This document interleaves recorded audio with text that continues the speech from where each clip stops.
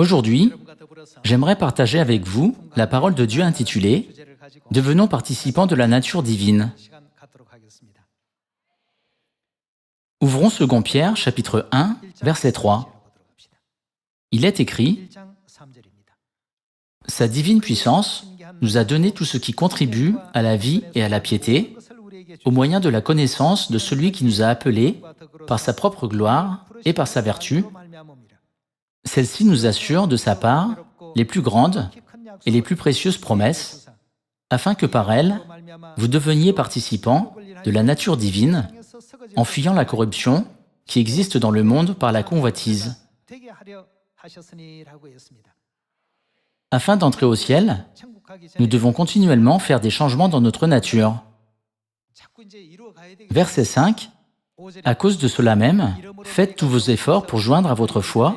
Que devrions-nous joindre à notre foi? Nous ne devrions pas avoir la foi seule, sans la vertu. Si nous avons la foi, nous devrions avoir la vertu. Et après avoir eu la vertu, la connaissance de Dieu, et après avoir eu la connaissance de Dieu, nous devrions aussi avoir la maîtrise de soi. Une fois que nous avons la maîtrise de soi, que devrions-nous avoir ensuite? Nous devrions avoir la patience. Ceux qui ont la patience devraient aussi avoir la piété. À la patience, la piété.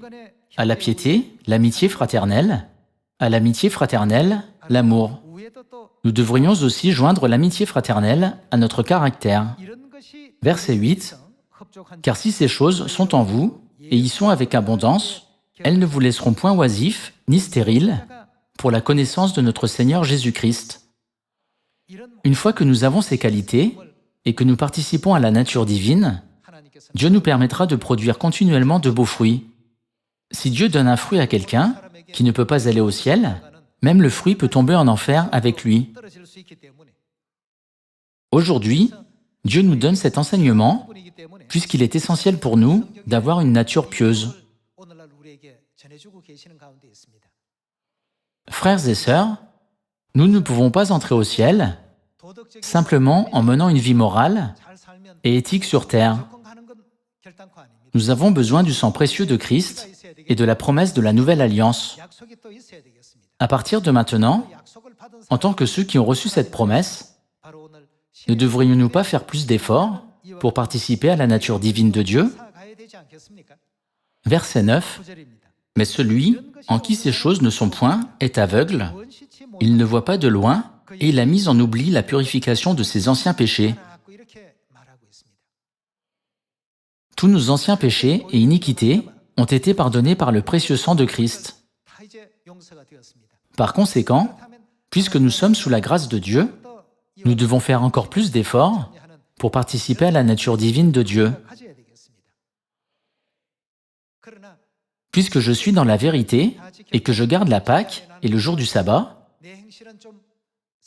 peu importe que mon comportement soit juste ou non aux yeux du monde. Vous et moi sommes le peuple céleste qui a la citoyenneté céleste. Par conséquent, nos œuvres, nos caractères, nos attitudes et tout ce qui nous concerne doivent progressivement changer pour le mieux. Aujourd'hui, gravons les paroles de Dieu sur les tables de notre cœur, en espérant que tous les membres de la famille de Sion entreront dans le royaume des cieux sans faute. J'aimerais conclure le sermon d'aujourd'hui. Merci beaucoup.